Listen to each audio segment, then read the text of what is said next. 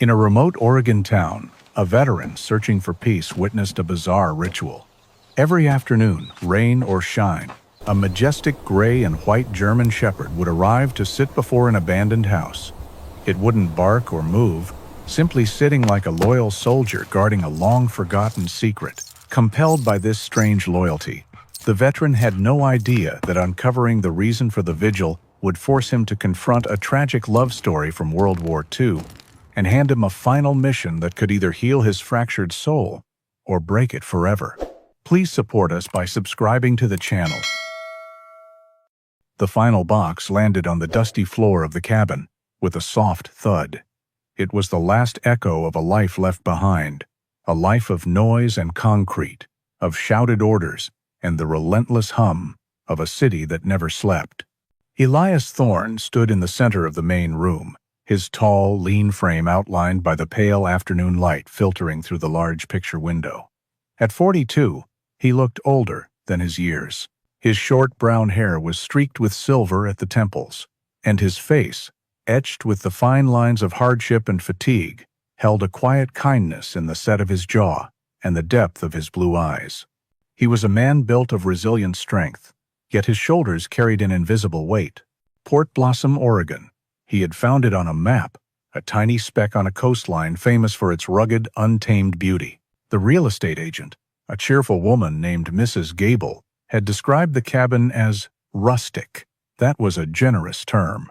It was old, built of dark, thick logs, and smelled of pine needles, damp earth, and decades of wood smoke from the stone fireplace. But it was isolated, nestled amongst towering Douglas firs and ancient cedars, with the faint, rhythmic sound of the Pacific Ocean crashing against the shore less than a mile away. It was perfect. For years, Elias had been a master sergeant in the United States Marine Corps. He had served in places where the air was filled with sand, and the silence was always a prelude to violence. He had come home with commendations, a limp that bothered him on cold mornings, and a mind crowded with ghosts. The quiet he sought now was not just an absence of sound. It was a quest for a different kind of silence, one that was not empty and threatening, but full and peaceful, a silence that could hopefully, finally, quiet the echoes within. He spent the first few days in a deliberate, methodical routine, unpacking boxes, stacking firewood, clearing the overgrown path that led from his porch into the dense woods. Each task was a mission, a physical anchor against the tide of memory. He worked until his muscles ached, a clean, honest pain that he welcomed. He ate simple meals and sat on the porch as dusk fell, watching the sky bleed into shades of orange and purple. The quiet here was immense, broken only by the cry of a distant gull or the rustle of some small creature in the undergrowth. It was the silence he had craved, yet it was so profound, so heavy, that it sometimes felt like a presence of its own. On the third afternoon, the weather turned. A thick, pearly gray fog rolled in from the sea, swallowing the tops of the trees and blanketing the world in a soft, ethereal haze. The air grew cool and heavy with moisture.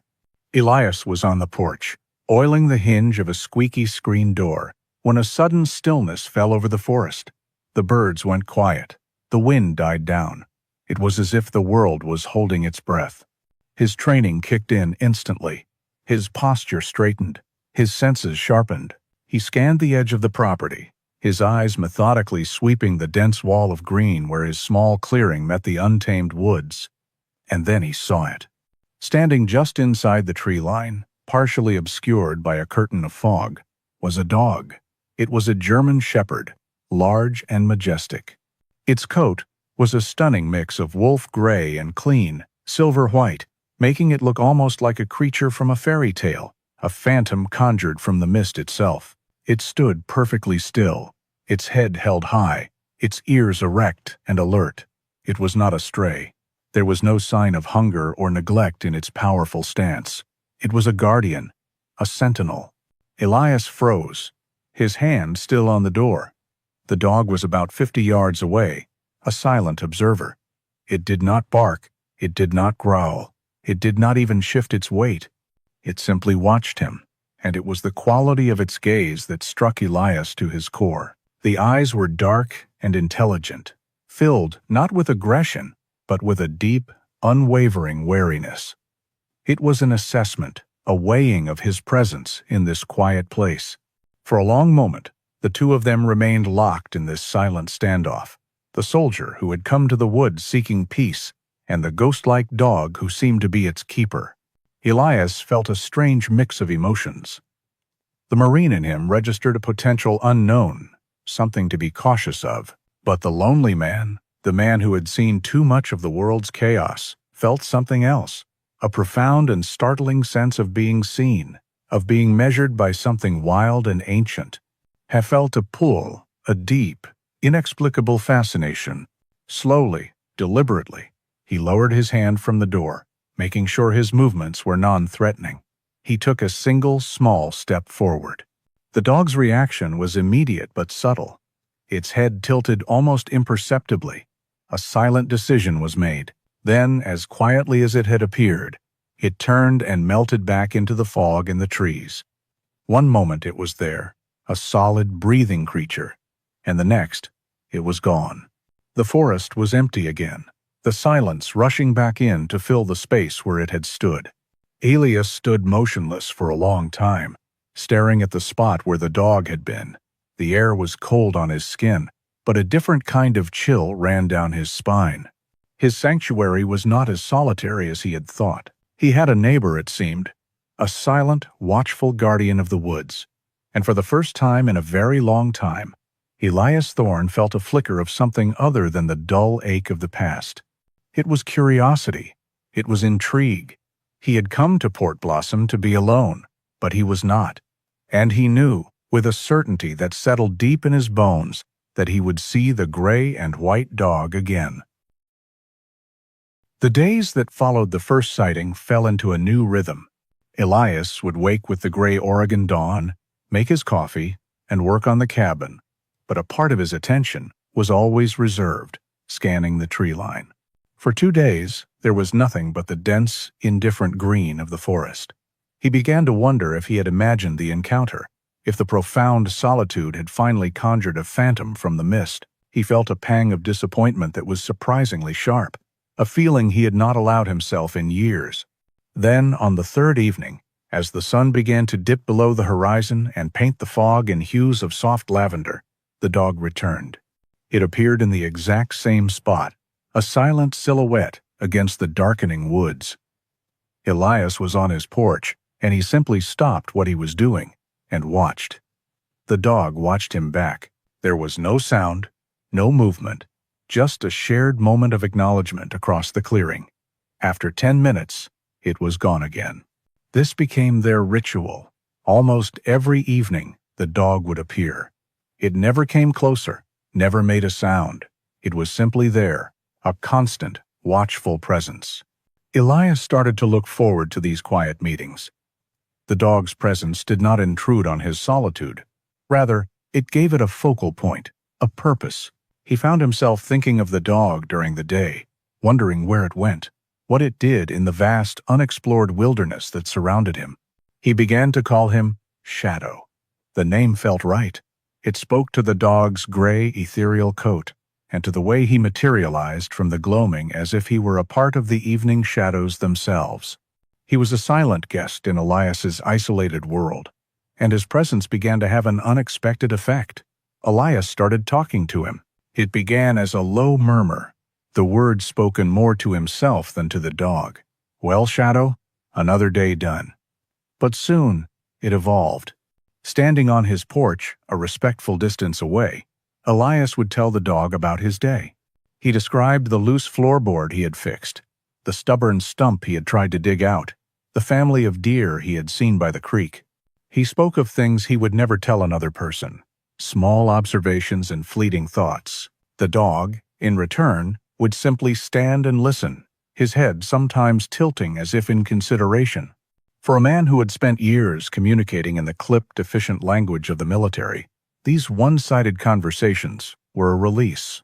Shadow was the perfect confidant, a silent witness who passed no judgment and asked for nothing in return. He was a strange, living comfort, a companion who shared his solitude without disturbing it. One afternoon, a cold, persistent rain began to fall. Elias worked inside, organizing the small kitchen, but he kept glancing out the window. Evening came, and the rain did not let up. He didn't expect to see Shadow in such weather, but when he looked out, he was there. The dog stood in his usual spot, soaked and dripping, the rain plastering his beautiful gray and white fur to his body. He looked stoic and unwavering, but for the first time, Elias saw a hint of vulnerability beneath the majestic exterior. In that moment, Elias saw more than just a wild, mysterious creature. He saw a kindred spirit. He saw another soul, navigating a harsh world alone. He too had stood watch in the pouring rain, had endured discomfort in the name of a duty no one else understood. They were the same, in a way. Two lonely souls, standing guard in the quiet wilderness. The thought solidified a decision that had been forming in his mind for days. He went to the kitchen and found a sturdy ceramic bowl. He filled it with the leftover beef stew from his dinner, the rich aroma of meat and vegetables filling the small cabin. He poured fresh, clean water into a second bowl. Then he opened the screen door and stepped out onto the covered porch. Shadow watched his every move, his body tense and alert, but he did not run. "This is for you," Elias said softly, his voice barely carrying over the sound of the rain. He placed the two bowls at the edge of the porch, as close to the woods as he could get without leaving the shelter of the roof. He knew what he had to do next. Trust had to be a two-way street. He had to show Shadow that this was not a trap, but a gift. With one last look at the magnificent, rain-soaked animal, Elias turned and went back inside, closing the heavy wooden door behind him, leaving it slightly ajar. He moved to the large picture window, keeping himself in the shadows of the dimly lit room. He watched. For a long time, Shadow did not move. He remained at the edge of the trees, a statue in the downpour, his intelligent eyes fixed on the bowls. He was cautious, weighing the risk. This was the most vulnerable an animal could be, accepting food from a potential threat. Elias held his breath. He knew this was a critical moment, a test. Finally, the dog took a tentative step forward, then another. He moved with a fluid, silent grace, his paws making no sound on the wet earth. He reached the edge of the clearing and stopped, lifting his nose to scent the air, his gaze flicking towards the cabin, towards the window, where Elias stood hidden.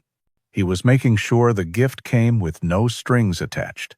Satisfied that the human was keeping his distance, Shadow approached the porch. He ignored the stew at first and went for the water, drinking deeply. Only after quenching his thirst did he turn his attention to the food. He ate quickly, efficiently, without lifting his head, until the bowl was clean. When he was finished, he looked one more time towards the cabin. It was not a look of gratitude in the human sense, but one of acknowledgement. An agreement had been made. Then, as silently as he had come, he turned and vanished back into the rain-swept forest. Elias let out a breath he didn't realize he'd been holding. A slow warmth spread through his chest, chasing away some of the persistent chill that had lived there for so long. He had breached the distance. A silent trust had been forged, an offering given and accepted. The silent guest was a guest no longer. He was a part of this place now, a part of Elias's life. The silent pact between man and dog solidified into a comforting routine. Every evening, just as the day's light began to fade, Shadow would materialize at the edge of the woods. He would wait patiently for Elias to place the bowls on the porch before approaching to eat and drink. The distance between them remained, a boundary of respect that neither attempted to cross, but the tension that had once filled the space was gone. It was replaced by a quiet familiarity, a shared understanding that had no need for words. Yet, as the days turned into a week, Elias noticed something new in the dog's behavior. Shadow was not just a hungry visitor. There was a purpose to his appearances that went beyond the evening meal. He never lingered. After he finished eating, he would give Elias a brief, acknowledging look, then turn and trot away, not back into the deep woods, but along the edge of the tree line, following the path of the narrow, paved road that ran past Elias's cabin. There was an air of duty in his departure, a destination he was honor-bound to reach. The soldier in Elias recognized it instantly. It was the look of a man with a mission. Curiosity, a feeling Elias had long suppressed, began to gnaw at him. Where did he go? What was this silent, daily pilgrimage? One afternoon, after Shadow had eaten and departed, Elias decided he had to know.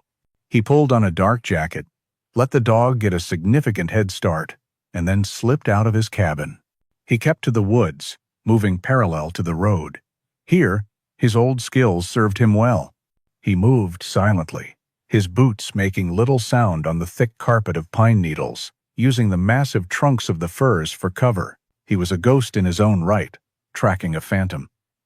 He could see Shadow trotting steadily along the shoulder of the road, a gray and white shape against the asphalt.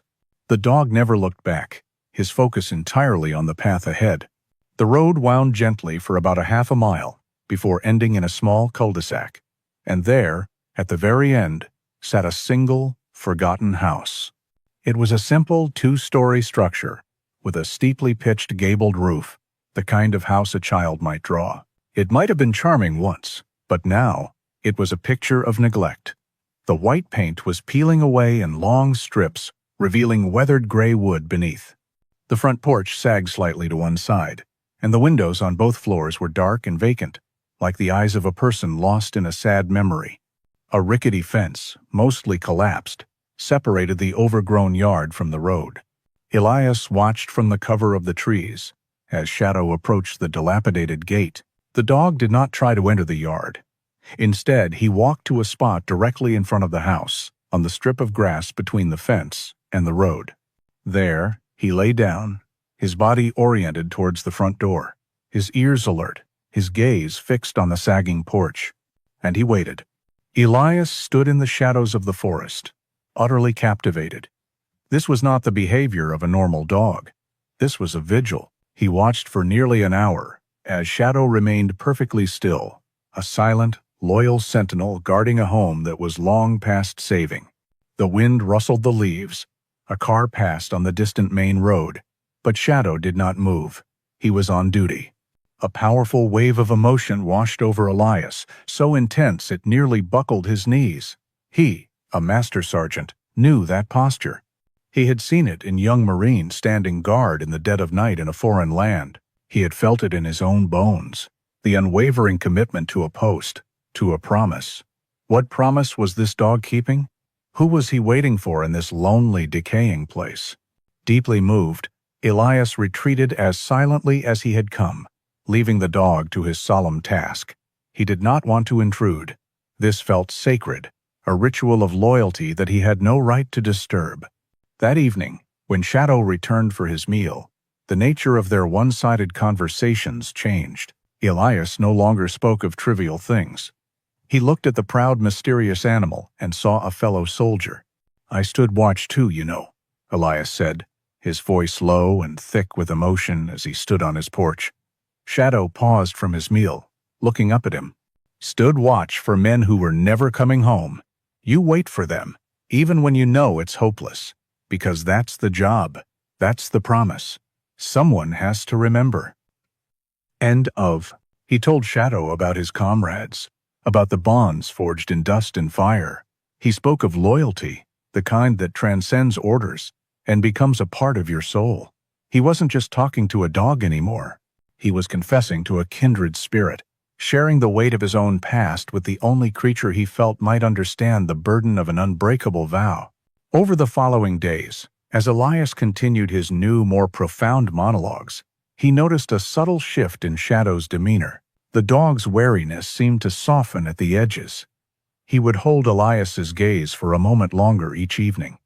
The tension in his shoulders seemed to lessen when Elias spoke. It was a small, almost imperceptible change, but it was there. Shadow was beginning to understand that he was not a threat. He was beginning to recognize that the man in the log cabin, like him, knew what it meant to be a guardian of a memory. The image of Shadow's lonely vigil haunted Elias. It played in his mind as he worked on the cabin, and it was the last thing he saw before sleep claimed him.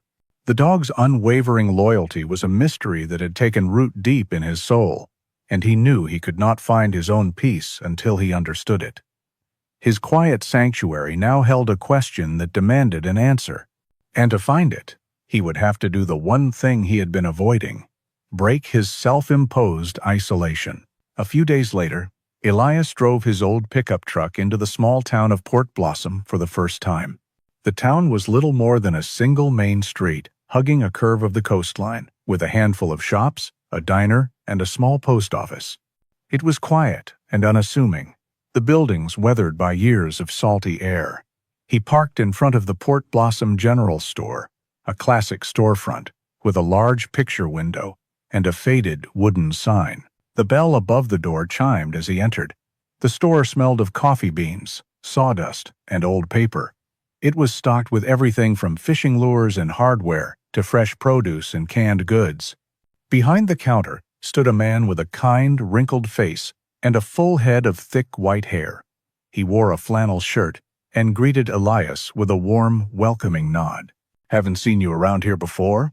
the man said, his voice a friendly baritone. "Just passing through?"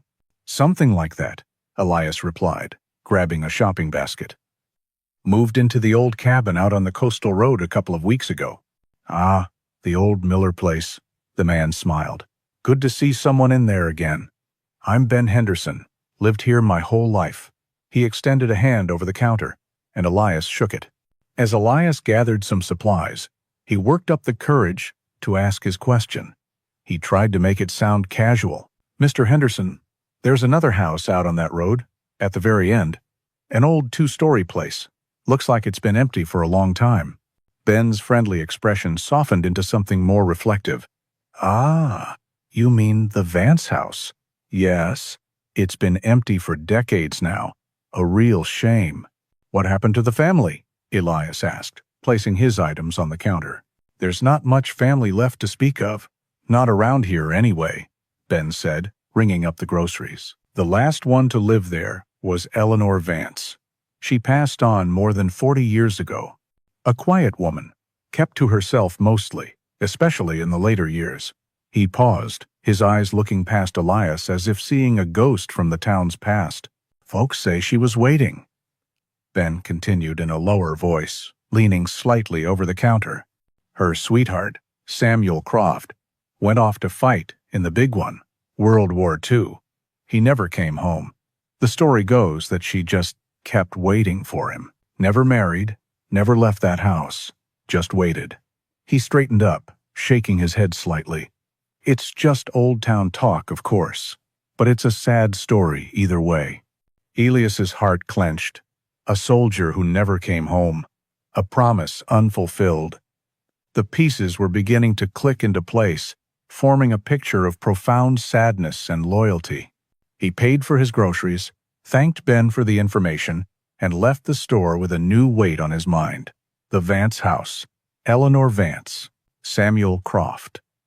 The names echoed in his head. Armed with this fragmented history, his need to see the house up close became an imperative. He felt he owed it to Eleanor and to the soldier who never returned. But he also knew he had to contend with its guardian. He decided to try a direct approach first. The next afternoon, long before Shadow's usual vigil, Elias walked down the quiet road. The sun was out, but it did little to warm the melancholy air that hung around the property. He reached the broken gate and stopped. Staring at the peeling paint and dark windows, he felt like an intruder, a trespasser on sacred ground. The house seemed to hold its breath, guarding its secrets jealously. This felt wrong. He could not bring himself to step onto the property, not like this. He turned and walked back to his cabin. His second attempt was different. He waited until evening, until he saw Shadow trot purposefully down the road. After giving him some time, Elias followed. He approached slowly, openly, not hiding in the woods this time. He wanted Shadow to see him, to understand he meant no harm. He wanted to share the vigil, not disrupt it. He stopped about 20 feet away from where Shadow was lying. The dog, who had been facing the house, turned his head to look at him. His expression was not hostile, but it was unyielding. Elias took one more slow, deliberate step forward. That was when it happened. In a single, fluid motion, Shadow rose to his feet. He did not bark or growl. He did not bare his teeth. He simply moved to stand directly in Elias's path, a living barrier between him and the house. His body was calm but firm, a powerful statement of intent. His intelligent eyes met Elias's, and the message was perfectly clear. This far and no further. This duty is mine to keep. You are not welcome here. Elias froze, his hand half raised in a placating gesture. He was looking at a guardian in its purest form. It was a silent, powerful warning, more potent than any display of aggression. The soldier in Elias recognized and respected a clearly defined boundary. He had been given a command, and he would not defy it. He gave a slow, single nod, a sign of acknowledgement and surrender. "I understand," he whispered, though he knew the words were unnecessary. "It's your watch." He held the dog's gaze for another moment, a silent understanding passing between them. Then, Elias turned and slowly walked back the way he came, leaving Shadow to his solitary, unwavering vigil in the fading light. He had been denied access, but he left not with frustration, but with a deeper, more profound sense of respect. The mystery of the Vance house was protected by a loyalty that was absolute. The storm arrived without subtlety. It charged in from the Pacific like an invading army, preceded by a sky the color of bruised plums. The wind began to howl through the tall firs, their massive trunks groaning in protest. Elias stood inside his cabin, watching through the window as the first thick drops of rain began to slam against the glass. Soon, it was a torrential downpour, a wall of water that blurred the entire world into a swirling gray chaos. The rhythmic crash of the ocean waves had become a furious, constant roar. He was safe. The log cabin was sturdy, built to withstand the worst of Oregon's coastal weather. But as the storm raged, a cold knot of anxiety tightened in his gut. Shadow. His evening routine had become a fixed point in his solitary life. He would put out the food, and the dog would appear. They would share their quiet moment before Shadow departed for his vigil. But not tonight. The spot at the edge of the woods was empty, battered by wind and rain. Elias knew the dog was out there somewhere, exposed to the full fury of the storm. The thought of him, soaked and alone, was unbearable. The mystery of the dog's past no longer mattered as much as the reality of his present. He could not wait. Pulling on his heavy waterproof gear, the same gear that had seen him through monsoons in faraway lands, he braced himself and opened the door. The wind tore it from his grasp, slamming it back against the cabin wall. He stepped out into the tempest. The half-mile walk to the Vance house was a battle. Rain lashed at his face, and the wind pushed against him with a physical, malevolent force. Branches littered the road, and small rivers of muddy water streamed down the asphalt. He kept his head down, his flashlight beam cutting a weak, wavering path through the deluge. Every step was an effort, but the image of Shadow, alone and vulnerable, propelled him forward. As he neared the end of the road, his light caught a shape huddled in the deepest shadows of the old house's porch. It was Shadow. He was pressed against the front wall, under the leaky, rotting overhang of the porch roof, which offered almost no protection. His magnificent coat was plastered to his body, and he was shivering not from fear, but from the biting cold. Yet, even in this miserable state, he was facing the front door. He was still on duty. Elias's heart ached. "Shadow!" he called out, his voice nearly swallowed by the wind. The dog's head shot up, his ears flattened for a moment. But then, recognizing the voice, they relaxed slightly. He did not rise to block the path. He simply watched as Elias made his way through the broken gate and onto the porch. The trust they had built over weeks of quiet evenings and shared stories held firm, even in the heart of the storm. Elias knelt, his own clothes soaked through. "You can't stay out here, boy," he said, his voice gentle. "It's not safe." Shadow looked at him, then turned his head and looked at the weathered front door of the house. He let out a low, quiet whine, a sound of profound longing. Then he lifted a paw and scratched weakly at the wood. Once, twice. It was not a demand to be let in. It was a plea, an invitation. He was asking for entry into the sanctuary he was sworn to protect. He was asking Elias for help. In that moment, Elias understood. He had been granted permission. The guardian was inviting him across the threshold. "Okay," he said, his voice thick. "Okay, boy, let's get you inside." He stood and examined the door. It was solid, swollen shut by decades of damp, and locked from within. He pulled his flashlight from his belt and began to circle the house, Shadow following close at his heels, a wet and shivering shadow. On the back side of the house, half hidden by overgrown bushes, he found what he was looking for. A ground-floor window with a single pane of glass shattered, leaving a jagged hole. "Stay here," he told the dog. Carefully, Elias used the butt of his flashlight to knock out the remaining shards of glass from the frame, then reached through and unlocked the window latch. It was stiff, but with a groan of protest, it gave way. He slid the window up, creating an opening just large enough to climb through. He swung one leg over, then the other, dropping into the darkness within. The air that hit him was thick, cold, and heavy. The smell of damp earth, mildew, and decaying wood filled his lungs, a scent of profound stillness and neglect. He clicked on his flashlight, and its beam cut through the absolute blackness. The summary he had received from Ben Henderson, the vague whispers from the town, had not prepared him for this. The room was a tomb. Furniture, once elegant, was draped in the pale shrouds of dust cloths, their forms made ghostly and monstrous in the dancing beam of his light. The wallpaper, decorated with a pattern of faded roses, was peeling from the walls in long curling strips like sunburnt skin. A thick carpet of dust covered every surface, disturbed only by the tiny tracks of mice. The air was so still that the motes of dust his light illuminated seemed to hang suspended in time. He turned and helped Shadow through the window. The dog landed silently on the dusty floorboards, shaking the water from his coat. The sound was loud in the oppressive silence.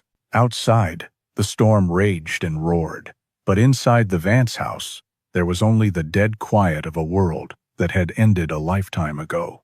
Elias and Shadow stood together in the darkness, two living souls in a house full of ghosts, the door to the past finally, irrevocably, open.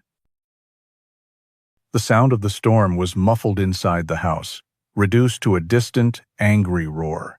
Here, in the dusty stillness, the air was heavy with the silence of forgotten years.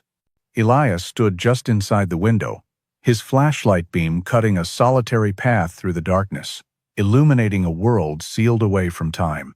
He felt a profound sense of reverence, as if he had stepped not into a house, but into a shrine dedicated to memory itself. While Elias was an intruder, a stranger in this suspended world, Shadow was not.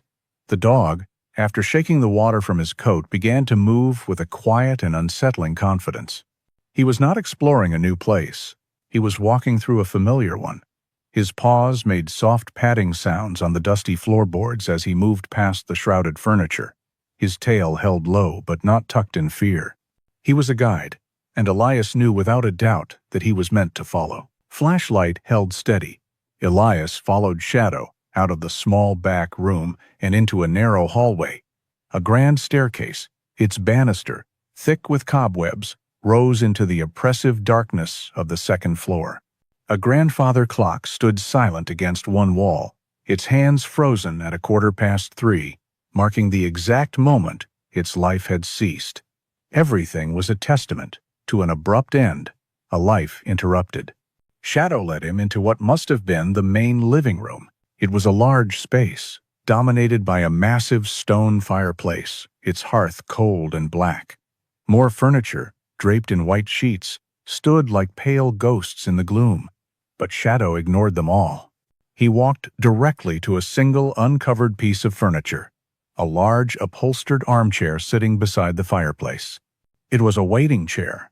Elias could see it instantly. Its fabric, a pattern of faded flowers, was worn thin on the arms, and a slight depression in the cushion spoke of countless hours spent in the same position. It was positioned to look out the large front window, towards the road, towards the path of an expected return. This chair was the heart of the house, the epicenter of its long, lonely vigil. Shadow stopped beside it.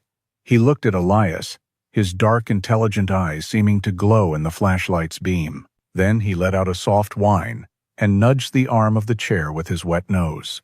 When Elias did not move, mesmerized by the silent story the room was telling, Shadow nudged him again, this time on his hand, more insistently. He then lowered his head and pushed his muzzle deep into the dark, cobweb-filled space beneath the armchair. "What is it, boy?" Elias whispered, his voice sounding loud in the stillness. "What did you find?" He knelt on the dusty floor, the cold of the wood seeping through the knees of his pants. He angled his flashlight beam under the chair. At first, all he saw were dust bunnies as thick as fleece, and a spider that scurried away from the light. But then, tucked far back against one of the chair's wooden legs, his light caught the dull glint of tarnished metal. Reaching deep into the darkness, his fingers brushed against something hard and brittle, leather. He carefully retrieved the object and brought it out into the light. It was a dog collar. It was old, the leather stiff, and cracked from decades of changing temperatures and humidity.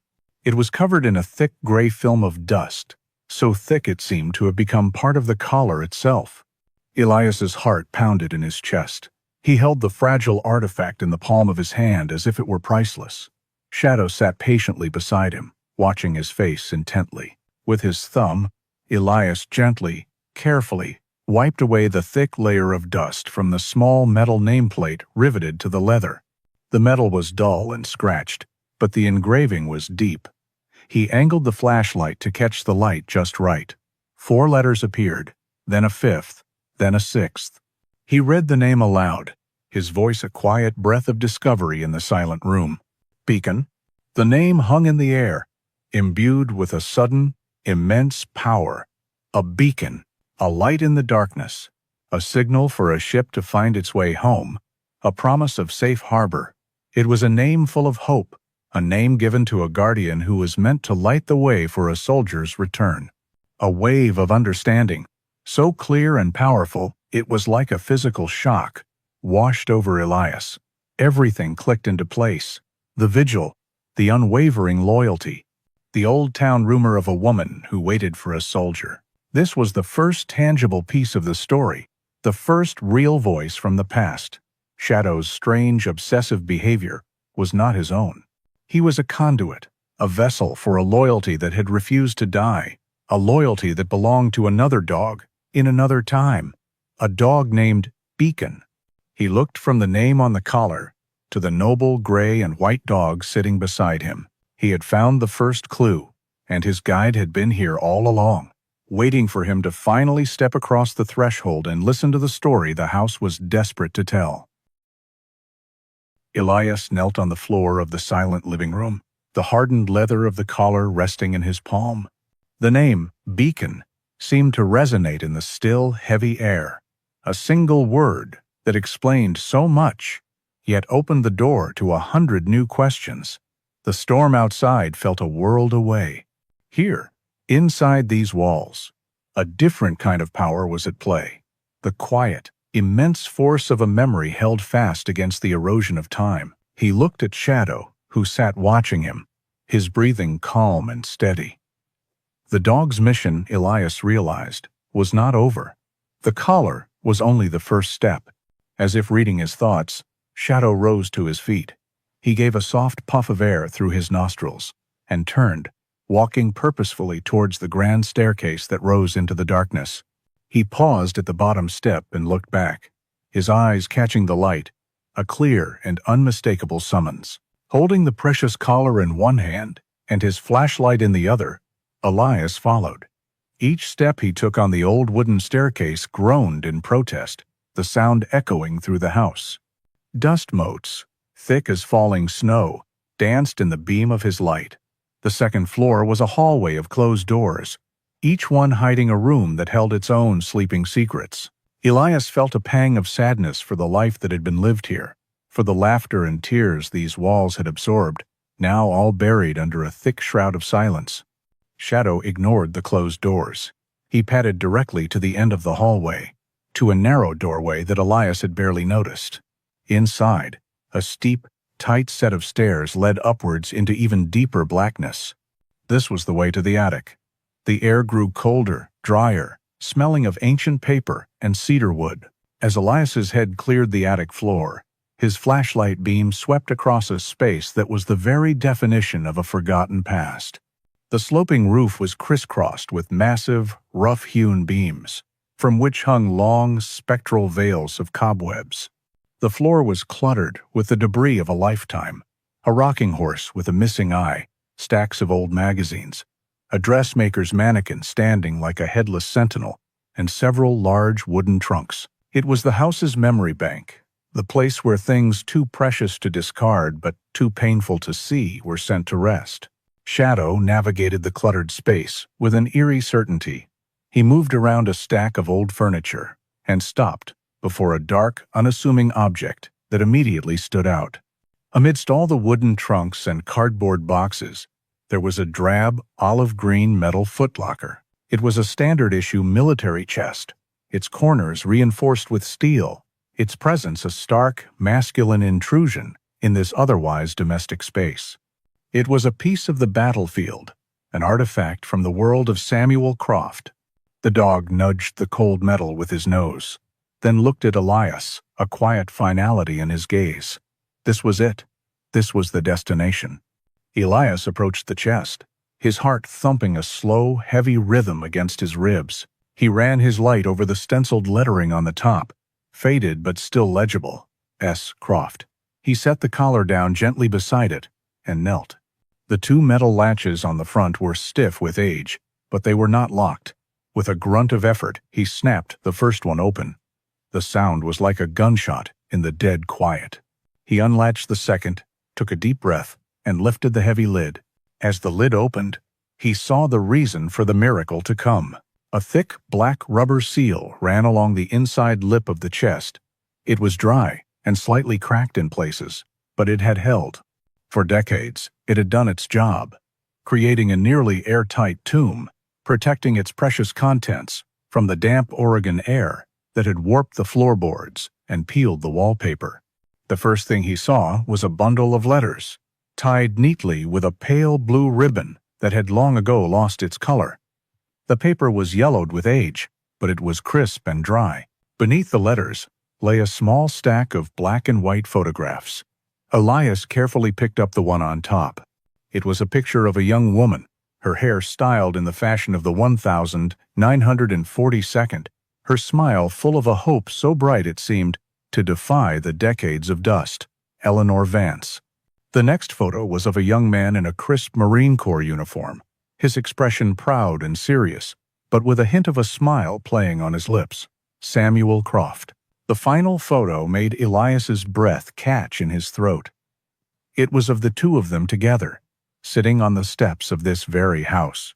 Kneeling in front of them, his head resting on Eleanor's lap, was a magnificent German shepherd, the spitting image of Shadow, but with a darker, sable coat, beacon.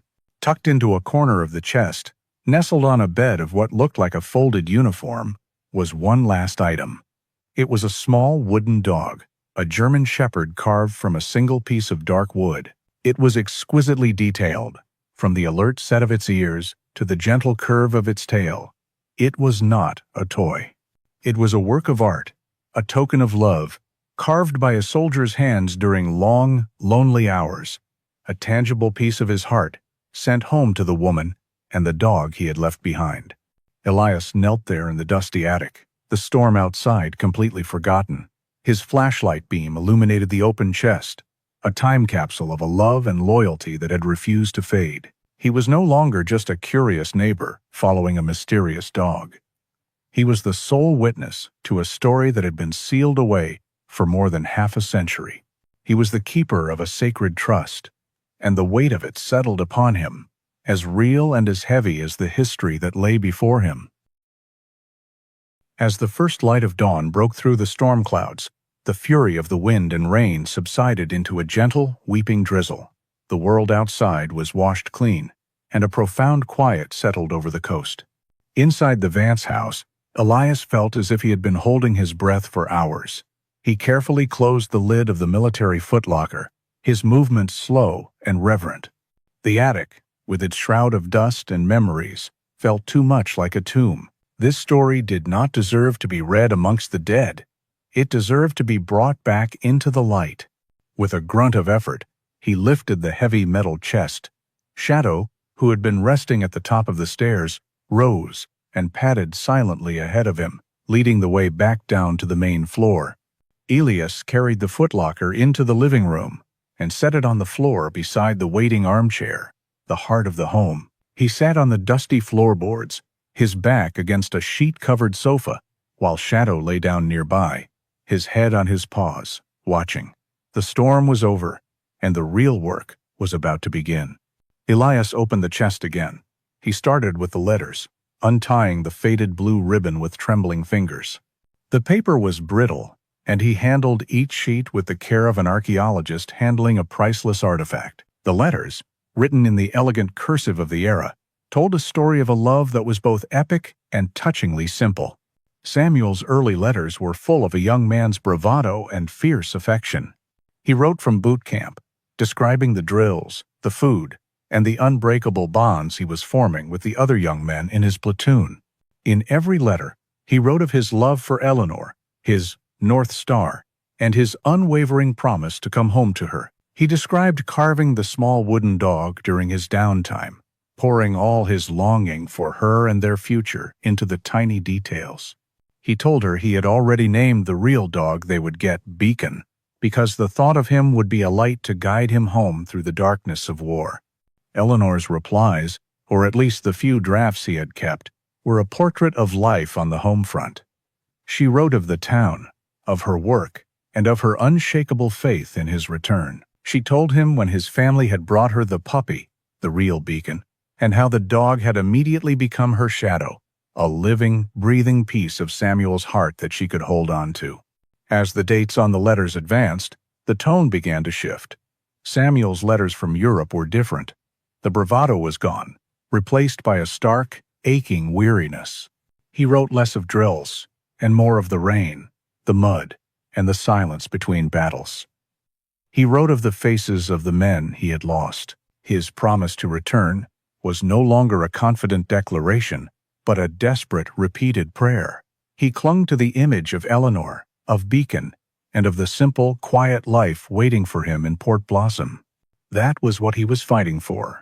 Tucked within the bundle of letters was a separate, thicker envelope. Inside, Elias found not personal correspondence, but formal legal documents.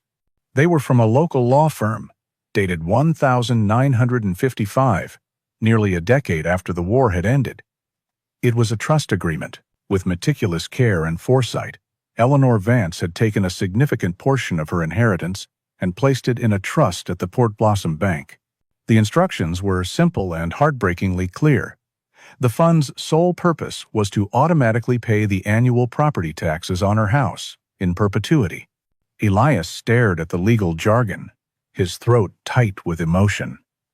This was not the act of a woman lost in grief. This was the act of a soldier.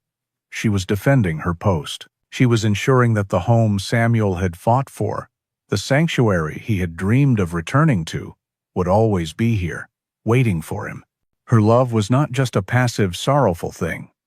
It was an active, enduring force, a quiet battle she had waged against time and decay for the rest of her life. He read the last of Samuel's letters, his handwriting growing hastier, the words more spare. The final envelope was unopened. It was one of his own letters to her, returned. Across the front, a stark purple stamp read, "Deceased." Elias carefully placed the letter back in the chest. He felt a profound and aching connection to the young man who had died on a foreign shore so long ago. He was not just a name on a page anymore. He was a brother. Elias knew the weight of the promises a soldier makes, not just to loved ones, but to himself, to survive, to return, to live the life his fallen comrades could not. Samuel Croft had made that promise, and the cruelty of fate had broken it. He looked around the decaying room, at the dust and the silence, and then at Shadow, the living echo of a loyalty that had defied death itself. A new feeling began to settle over him, clear and undeniable. His own mission, his search for personal peace, suddenly felt small. It was merging with something larger. He had been led here for a reason. He was the one who had found the collar, the one who had opened the chest. The story was his responsibility now. The weight of it was immense, but it was not a burden. It was a purpose. This was his new post. He had to honor Eleanor's undying love and Samuel's ultimate sacrifice. He had to ensure their story did not end here. In a dusty, forgotten house, he had a mission to complete. Elias returned to his own cabin with the footlocker, carrying it as if it were a holy relic. The storm had passed, leaving the world outside dripping and clean. But inside Elias, a different kind of storm had just begun to settle. He was no longer just a drifter seeking refuge from his own ghosts. He was now the custodian of someone else's, to be. He carefully laid the letters, photos, and the small wooden dog on his simple wooden table. Shadow sat at his feet, a quiet, reassuring presence. The mission was clear. He had to find who was left. He had to deliver this story to a living heart. His approach was methodical, ingrained in him by years of military planning. The first step was to establish a clear line of inquiry. He drove back into Port Blossom, this time not to the general store, but to the small, unassuming county records office. He filed a request for Eleanor Vance's death certificate. The clerk, a woman with tired eyes and an efficient manner, processed the paperwork without comment. An hour later, Elias held the document in his hand. Under the section for informant, he found the name he was looking for, Thomas Vance, brother. Back at his cabin, the second phase of the mission began. He booted up his old laptop, the glow of the screen, a stark contrast to the rustic interior of his home. He subscribed to a popular genealogy website, a world of digital records and searchable family trees that felt 1,000,000 miles away from the handwritten letters on his table.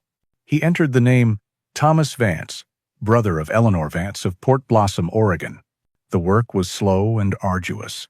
For weeks, the cabin was lit by the glow of the laptop screen late into the night. Elias fell into a new routine, one of investigation and quiet determination. During the day, he chopped wood and tended to his small property.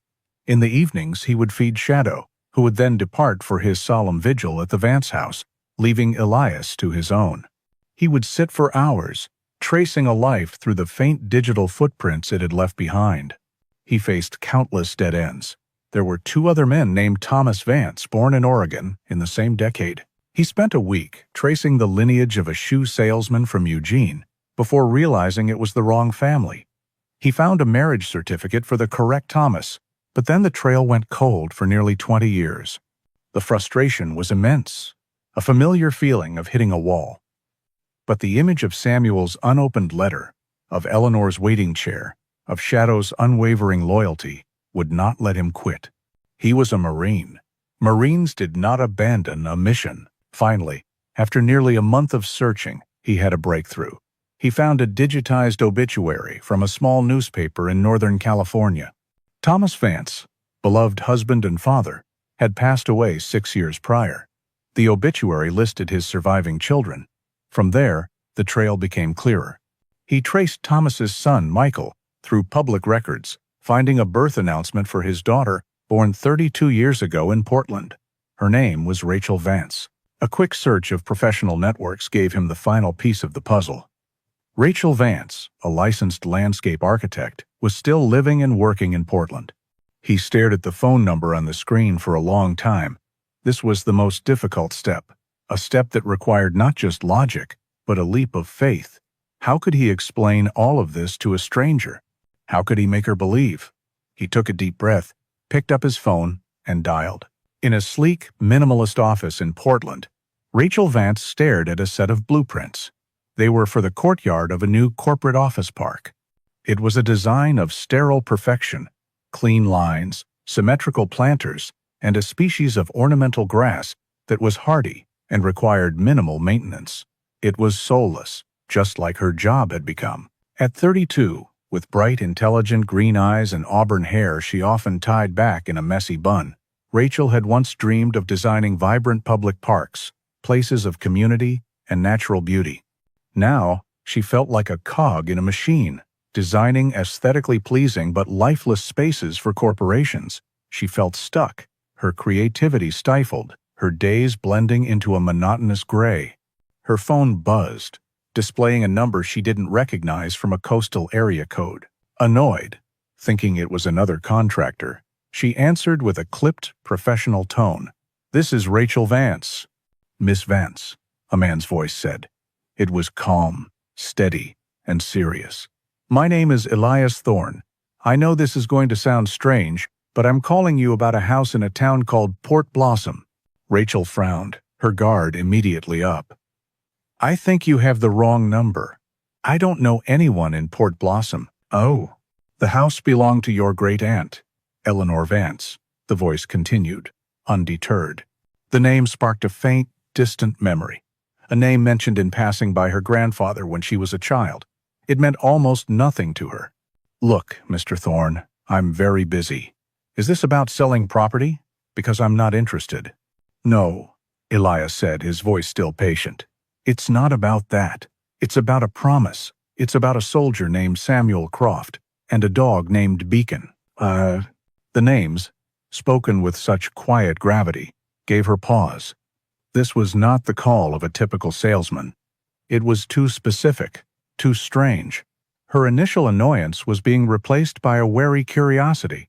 "I have no idea what you're talking about," she said, her voice a little less certain now. "I know," Elias said. "I didn't either until a few weeks ago. I live next to the house. I found something. Something was left behind, and I believe it belongs to your family." He did not push. He did not embellish. He simply stated his truth. "I can't explain it all over the phone. It's a long story. But if you're willing to drive down, I can show you. I believe you are the one who needs to hear it." Rachel was silent for a long moment, her eyes drifting back to the soulless blueprints on her desk. The call was bizarre, possibly a prank or an elaborate scam. Every logical part of her brain told her to hang up, but a small, restless part of her, the part that was tired of sterile plans and predictable days, was intrigued. A house, a soldier, a promise. It sounded like something from an old book, something real and messy and important. "I'll think about it," she said finally, a non-committal answer. She took down his name and number, and the call ended. Elias lowered his phone, his part of the mission complete. He had found the air. He had delivered the message. Now, all he could do was wait. He looked over at Shadow, who had returned from his vigil and was now sleeping by the hearth. The fate of the Echo, the final chapter of Eleanor and Samuel's story, now rested in the hands of a skeptical stranger in a city far away. 3 days passed in quiet anticipation.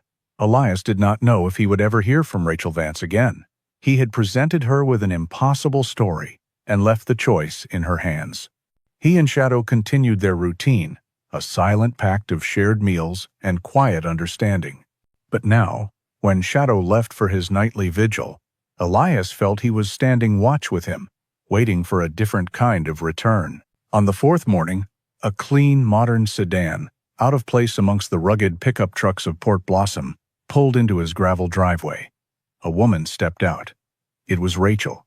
Her auburn hair was pulled back from a face that was etched with fatigue, but also a clear, determined intelligence. Her bright green eyes, full of a cautious curiosity, scanned the cabin, the woods, and Elias, who was standing on his porch. She was dressed practically in jeans and a jacket, a city dweller treading cautiously in a world not her own. Elias simply nodded a greeting. "I'm glad you came." "I'm still not sure why I'm here," she admitted, her voice tense. "This is crazy." "I know," he said calmly. "Let me show you why it's not." He led her inside his small cabin. On the table, he had arranged everything from the footlocker, the stack of letters tied with the faded ribbon, the black and white photos, the old leather collar, and the small hand-carved wooden dog. As Rachel approached the table, her skepticism began to falter. She picked up the photo of Eleanor and Samuel, her fingers tracing the image of the young, hopeful couple. She saw her own family's features in Eleanor's smile. She touched the wooden dog, its smooth, worn texture a testament to the hands that had carved it. Then she saw the collar, the name Beacon, still legible on the tarnished plate. The reality of the objects, the tangible weight of the history they held, was undeniable. Her professional composure crumbled, and her green eyes filled with tears she did not try to hide. I never knew," she whispered, her voice choked with emotion. "My grandfather, Thomas, he never spoke of this. It was then that Shadow, who had been lying quietly by the hearth, seemed to sense the shift in the room. He rose and padded softly over to Rachel. He did not jump or bark, but he pushed his head gently against her hand and let out a low, happy whine. Rachel gasped, her tears stopping as a look of pure shock crossed her face. She dropped to her knees, her hands stroking the dog's familiar fur. "Titan?" she said, her voice a mix of disbelief and overwhelming joy. "Oh my God, Titan!" Hamster. At the sound of his true name, the dog's stoic demeanor vanished. His tail began to thump against the floor, and he licked her face, a display of affection Elias had never seen. "You called him Shadow," Rachel said, looking up at Elias, her eyes wide with dawning comprehension. "This is my dog. This is Titan. He ran away from my yard in Portland months ago. I thought I'd lost him forever." Elias felt the final piece of the puzzle slide into place. "He came here," he said in awe. "He found his way here." "But how?" Rachel asked, hugging her long-lost friend. "He's never been here. Or has he?"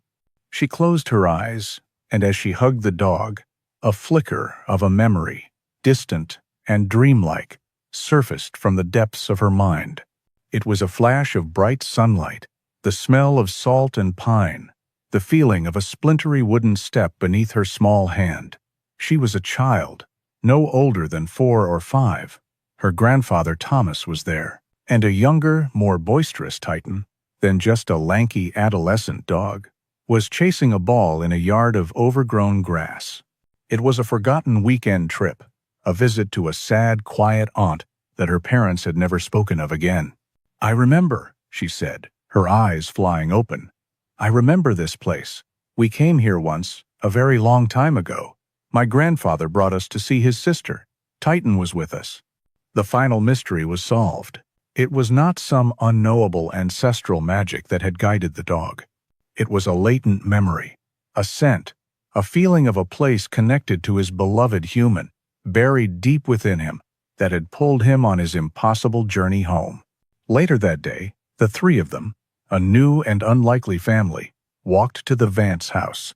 Titan, no longer Shadow, trotted happily between them, his vigil finally over. They stood before the peeling paint and the sagging porch, but now they did not see a place of sorrow and decay. Rachel looked at the house, her architect's eye seeing past the ruin to the strong bones beneath. She looked at the wild, overgrown yard, and she envisioned a garden full of life. All the frustration she felt with her corporate job, all her yearning for a project with meaning and soul, coalesced into a single, clear purpose. "I'm going to restore it," she said, her voice filled with a conviction that had been missing for years. "All of it. The house, the gardens. It won't be a monument to a sad story.